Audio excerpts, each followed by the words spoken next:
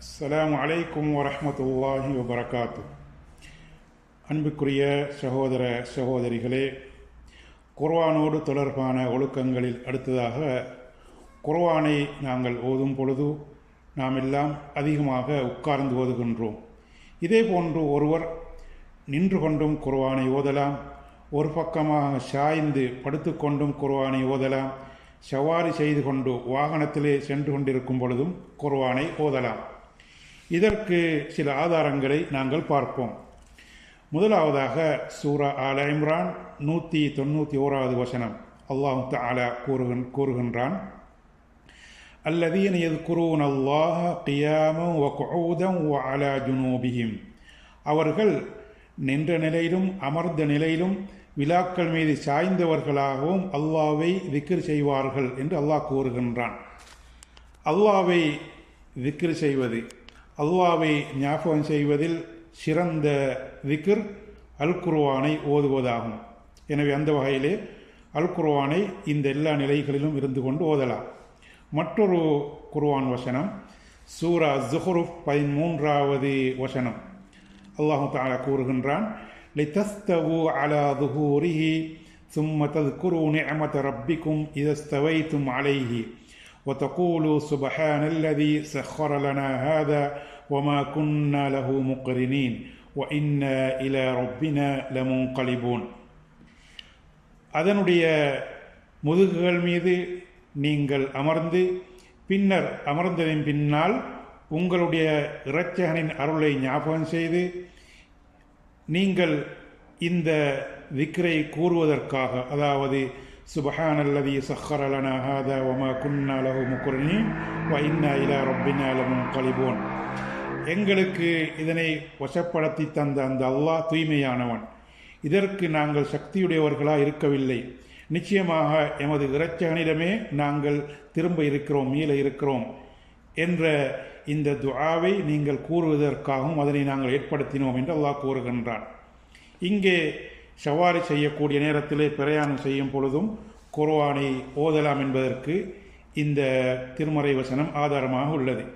அதே போன்று ஹதீஸை நாங்கள் பார்க்கும் பொழுது அப்துல்லா இப்னு முகஃபல் ரலியல்லாஹு அன்ஹு அவர்கள் அறிவிக்கக்கூடிய ஹதீஸ் புகாரி முஸ்லிமிலே பதிவாகியுள்ளது.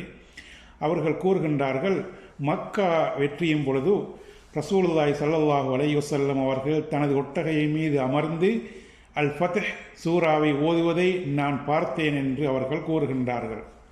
மற்றொரு ஹதீஸ் இதற்கு ஆதாரமாக உள்ளது.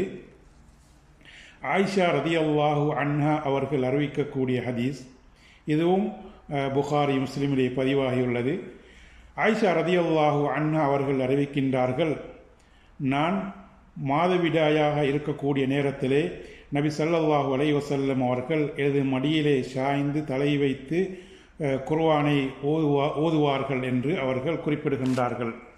ஆயிஷா ரலியல்லாஹு அன்ஹா அவர்கள் அறிவிக்கக்கூடிய இந்த ஹதீஸ் பெண்களை பொறுத்தவரையிலே மாதவிடாய் காலத்திலே அல்லது நிபாசுடைய காலத்திலே இருக்கக்கூடிய நேரத்தில் அவர்களுடைய மடியிலே சாய்ந்து தலையை வைத்து குர்ஆனை ஓதலாம், அல்லாஹ்வை திக்ர் செய்யலாம் என்பதற்கு தெளிவான ஆதாரமாகும். அடுத்ததாக குர்ஆனுடைய ஒழுக்கங்களோடு தொடர்பான ஒரு விடயம், குர்ஆனை வுதுவில்லாமல் பிடிக்க முடியுமா முடியாதா என்ற சந்தேகம் பலருக்கு மத்தியில் இருக்கிறது. குர்ஆனை தொடக்கூடிய நேரத்திலே கட்டாயம் நாங்கள் வுது செய்திருக்க வேண்டுமா, வுதுவில்லாமல் பிடிக்க முடியாதா என்ற சந்தேகம் பலருக்கு மத்தியில் இருக்கிறது. இதற்கான காரணம், அறிஞர்களுக்கிடையிலே இந்த விடயத்திலே கருத்து முரண்பாடு காணப்படுகிறது.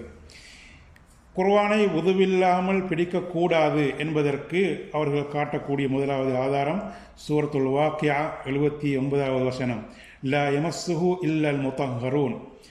அதனை பரிசுத்தமானவர்களை தவிர வேறு யாரும் பிடிக்க மாட்டார்கள் என்று கூறுகின்றார்.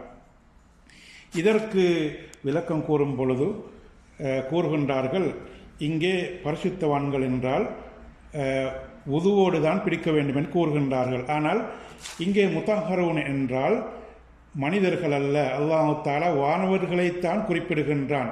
அதே போன்று லவ்ஹுல் மஹ்பூத் இருக்கக்கூடிய அந்த வேதத்தை தான் இங்கே அல்லாஹ் தஆலா குறிப்பிடுகின்றான். எனவே இது ஆதாரமற்றது என்று கூறுகின்றார்கள்.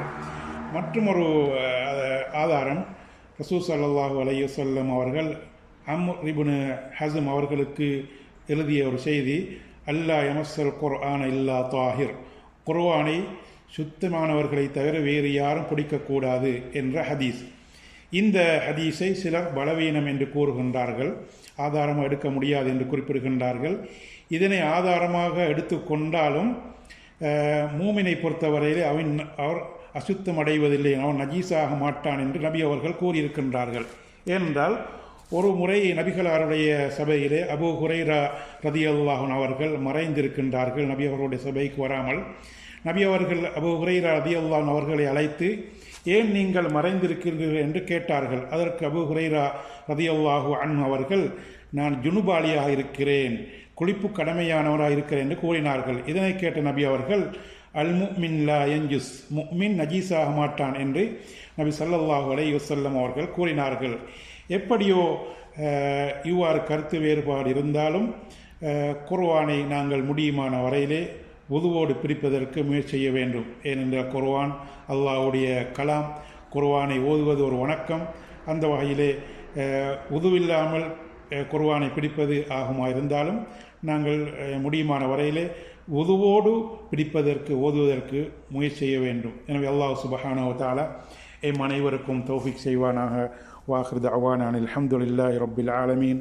வஸ்ஸலாமு அலைக்கும் வரஹ்மத்துல்லாஹி வபரகாத்துஹு.